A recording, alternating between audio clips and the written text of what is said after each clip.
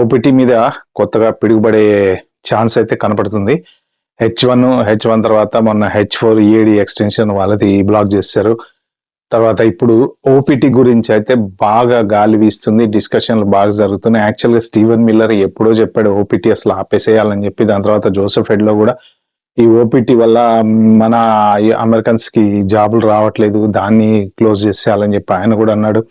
తర్వాత ట్రంప్ కూడా రీసెంట్ గా నిన్న మొన్న జరిగినటువంటి వాటిలలో డిస్కషన్స్ లో, టీవీ షోస్ లో వాటిలో చెప్పింది ఏంటంటే ఫారెన్ స్టూడెంట్స్ ఓన్లీ బిజినెస్ కే కానీ మనకి ఇక్కడ ఉద్యోగాలు చేయడానికి కాదు, వాళ్ళ వల్ల మనకి బిజినెస్ రావాలి, వాళ్ళు చదువుకుని వెళ్ళిపోవాలి అన్నట్టు ఆయన మాట్లాడుకొచ్చాడు.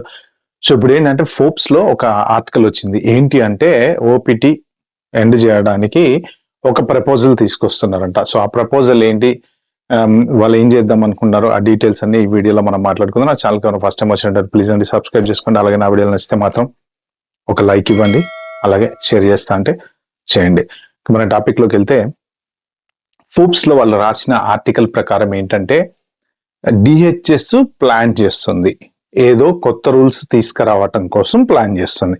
ఏం రూల్స్ అనేది ఎవరికి తెలియదు అనమాట. వాళ్ళు పబ్లిక్ రెగ్యులేటరీ ఎజెండాలో ఈ డిహెచ్ఎస్ వాళ్ళు దీని ఓపీటీకి సంబంధించిన లిస్టింగ్ అయితే చేశారంట. అయితే ఈ రూల్స్ వచ్చేసి బై ఎండ్ ఆఫ్ ఇయర్ అంటే December 2025 లోపు కానీ, లేదు 2026 బిగినింగ్ లో కానీ, జనవరి ఫిబ్రవరి ఆ టైం లోపు అసలు ఏం రూల్స్ పెట్టబోతున్నారు అనేది పబ్లిష్ చేస్తారని చెప్పి దాంట్లో రాశారు.